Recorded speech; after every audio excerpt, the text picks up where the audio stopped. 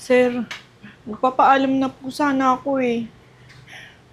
Kasi po, yung anak ko, critical na po talaga. Di ba naulit ko naman po sa inyo na nasa ospital siya? Alam mo, Manang Gina, paulit-ulit na lang tayo. Sinabi ko hindi ka uuwi ng Pilipinas, di ba? Eh, ang hirap-hirap maghanap ng katulong dito. Mabuti nga, kinuha pa kita eh. Eh, sir, halos 1 taon na punta po yung kontrata ko eh. Kalahati nga lang po binibigay yung sweldo sa akin eh. Pero, hindi naman ako makaangal sa inyo. O talaga hindi ka makakaangal. Nasa puder kita eh. O gusto mo ipakulong kita dito sa US? Alam mo, kayang-kaya kitang gawan ng kwento. Tapos ano, pag nakulong ka, di ka makakakuha ng Pilipinas. Mas lalong hindi mo makikita yung anak mo na, sabi mo, nasa ospital. Sir, parang awa mo na po. Pati passport ko po, kukunin ko na po. Hindi ko ibibigay yung passport mo. Paulit-ulit na lang tayo, ha? Alam mo, pag ako napikon sa'yo, yung kalahati na sahod na binibigay ko, baka di ko na ibigay sa'yo ng buo. Sir, Huwag mo naman gawin yan kay Nanay Gina. Siya na nga yung naabuso, di ba? Siya pa yung gaganyan nila. Hoy. Pananalita mo, abuso? Abuso, kinupkup ko nga yan dito eh. kahit sir hindi mo na ibigay yung sweldo ko, basta makauwi lang po ako. Kailangan po ako ng anak ko, hindi na ako makatulong, sir. Nanay Gina, kahit lumuha ka ng dugo sa harapan ko, hindi kita pa uuwiin ng Pilipinas. Ha? Naiintindihan mo? Ang hirap-hirap kumuha ng katulong. Magbabayad ako ng mahal. Ikaw, sa'yo na ako nakaka-delihensya ng mga mababang sahod. Tsaka yung mga pananakit ko sa'yo, ha? Para lang magtanda ka. Para pag nagkakamali ka, maintindihan mo. Ha? Tumatak sa utak mo. Tama na nga. Awa mo na, sir. Hindi na po ako makatulog. Kailangan ko makita yung anak ko. Makita mo yung anak mo. Hindi mag-video call kayo. Hindi ka uuwi ng Pilipinas. Tapos ang usapan. Eden, bantayan mo yan, ha? Malilinti ka rin sa akin. Sir! Sir! Nanay Gina, huwag na po kayong umiyak. Huwag po kayong mag-alala. Ma'am, kailangan ko makita yung anak ko, ma'am. Naiintindihan ko po, matagal niyo na po yung gusto. Kaya po, naisipan kong kunin po kay Renz yung passport na tinago niya. Talaga, ma'am? Oo, Nasa'yo yung passport ko, ma'am. Kahit na po hindi ako masweldohan. Basta Huwag na po kayong akin na yung umiyak. passport ko. Huwag na po kayong umiyak, huwag na kayong maingay. Sasama ka sa akin ngayon, okay? May Opo. pupuntahan tayo. Opo. Arian, kamusta yung pag-process mo sa mga papeles namin pa uwi? Naayos ko na yung mga ticket nyo pabalik ng Pilipinas. Wala kayong problemahin doon. Maraming salamat talaga sa'yo, ha? Salamat Diba sina- po, ma'am. Wala po yun, Nay. Di ba sinabi ko sa'yo, iwalayan mo na yung asawa mo nung noon pa. Alam mo naman, ang sama-sama na ugali noon. Tapos ang dami mga illegal na ginagawa, pero tinolerate mo, hinayaan mo, abusuhin ka. Pati si nanay, nadamay, miss na miss na yan ang anak niya doon sa Pilipinas. Nag-aagaw buhay yung pamilya niya doon, tapos, eto, pinaghihigpitan dito. Arian, hindi ko naman sa tinotolerate yung ugali ni Renz. Humahanap lang talaga ako ng magandang tiyempo, kaya ito ngayon, naisipan ko na, naglakas ng loob na ako para makabalik na sa Pilipinas. Sasamahan ko rin si nanay. Hindi ko rin kaya yung ginagawa niya eh. Ako yung nagsasaktan. Pina-extend niya yung kontrata na walang pahintulot sa kanya. Tapos yung sahod, kalahati lang yung binibigay. Naku. Sa tingin mo ba, masusustentuhan niya yung pamilya niya sa Pilipinas ng ganun? Malamang hindi. Sa taas ng bilihin ngayon, yung asawa mo, buhay pa, pero Diyos ko, kaluluwa, nasusunog na sa impyerno. Kaya maraming salamat uli. Malaki yung utang na loob ko sa'yo. Maaasahan ka talaga. Nakawala yun. Ang gusto ko lang, makauwi kayo ng maayos sa Pilipinas. Yun lang. Salamat po, ma'am. Salamat po. Wala po, okay na po yun. Pati Nay. sa'yo, ma'am Eden. Salamat. Wala po yun. Nako, Eden, sige na, magmadali na kayo. Ayan ang plane ticket nyo, nabigay ko na ha.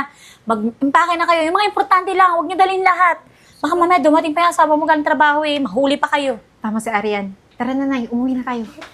Sige. Ito na, Nay. Hawak ko na yung passport natin.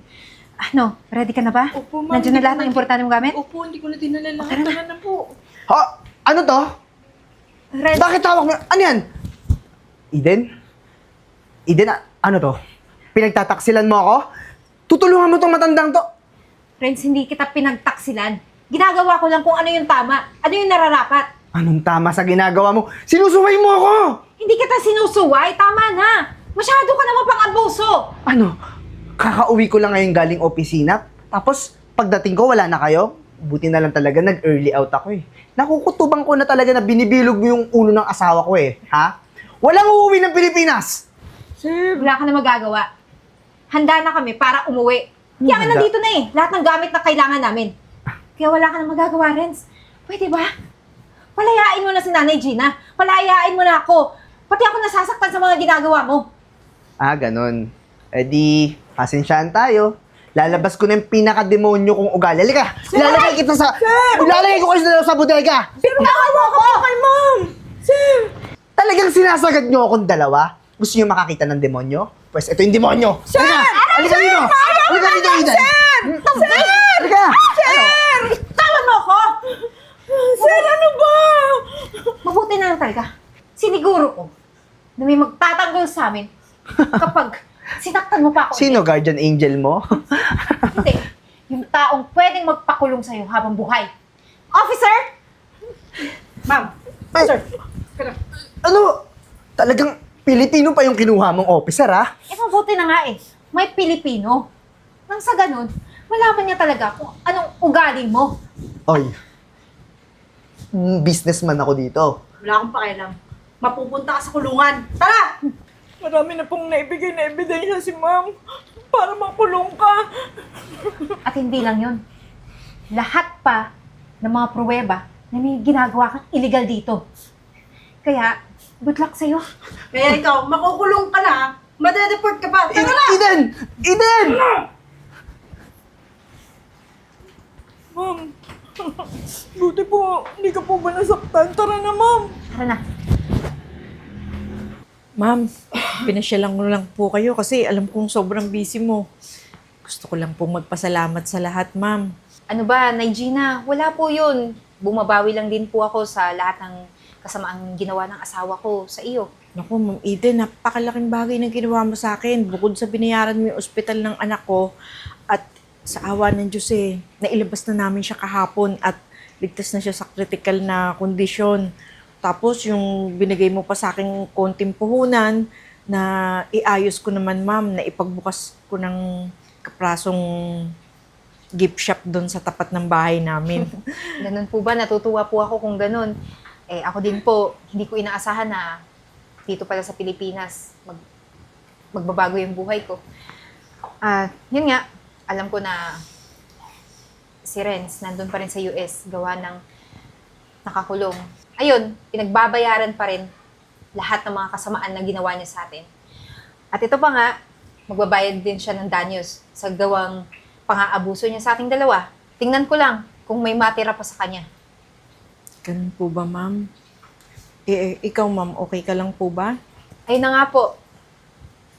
Masaya na ako sa buhay ko na wala siya. Ibig sabihin, hindi ko na talaga siya tinuturing bilang asawa. Ganun po ba, ma'am?